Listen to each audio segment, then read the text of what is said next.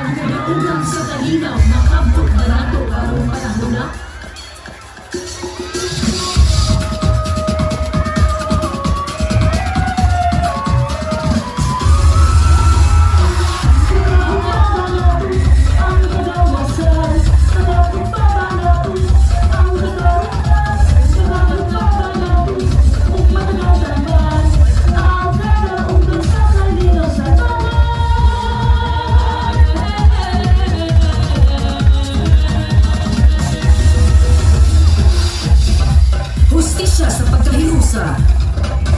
Hustisya sa gugma. Hustisya sa kahapog sa dahon. Hustisya sa pawilon.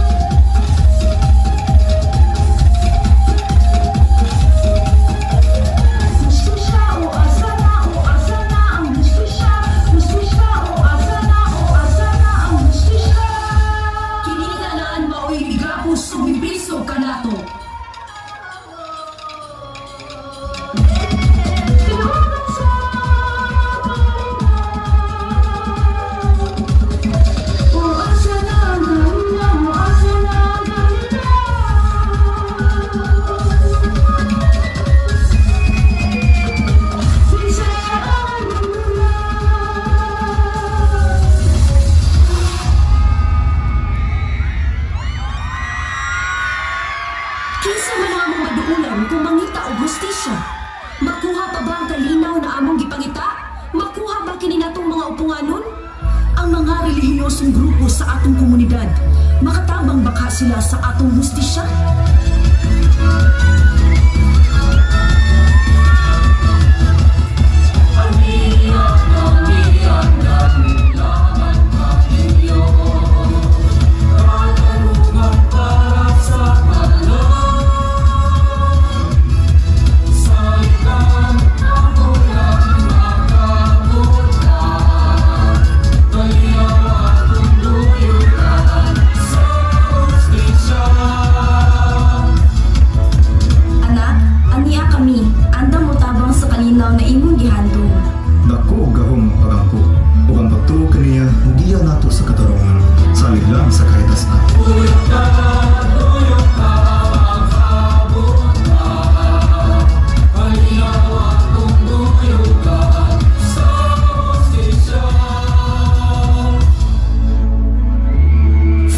Sister, daghang salamat sa paghatag o pagpadayon sa taas nga kami mosalig gihapon sa kahitasan.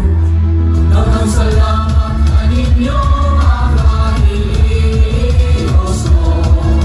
Maguyog ka, magubad ka para sa kalinaw. Ang kalinaw para sa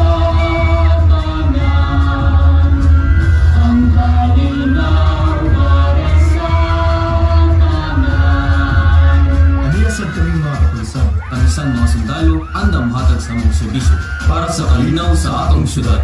Ang kalinaw para sa tanan. Ang kalinaw para sa tanan.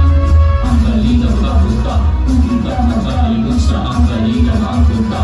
Nilang sa silang para na magbubanta, para na magbuyuta, kalinaw magkabunta. Nilang sa silang para.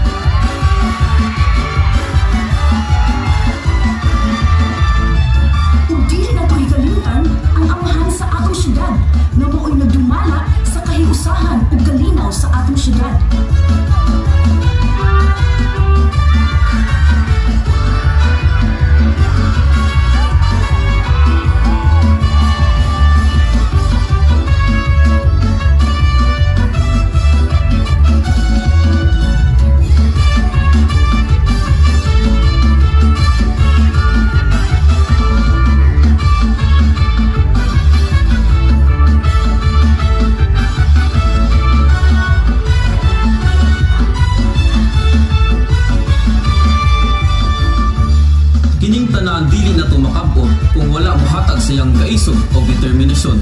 Ang unang naghatag o kalinaw sa atong syudad, anaa gihapon nato ang dugo ni Dato Lapu-Lapu.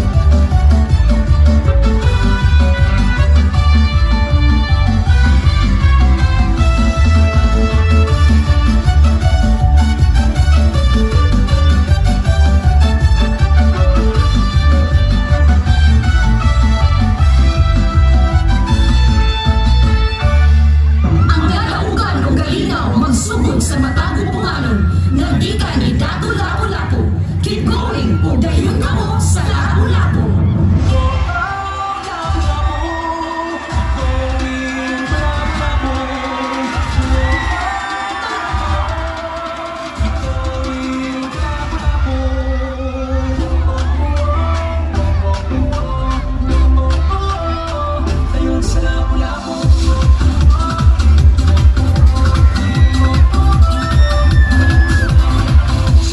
Culture and history, great love, victory and humanity, the birthmark people's divine faith, inspiring by its ethics and trade.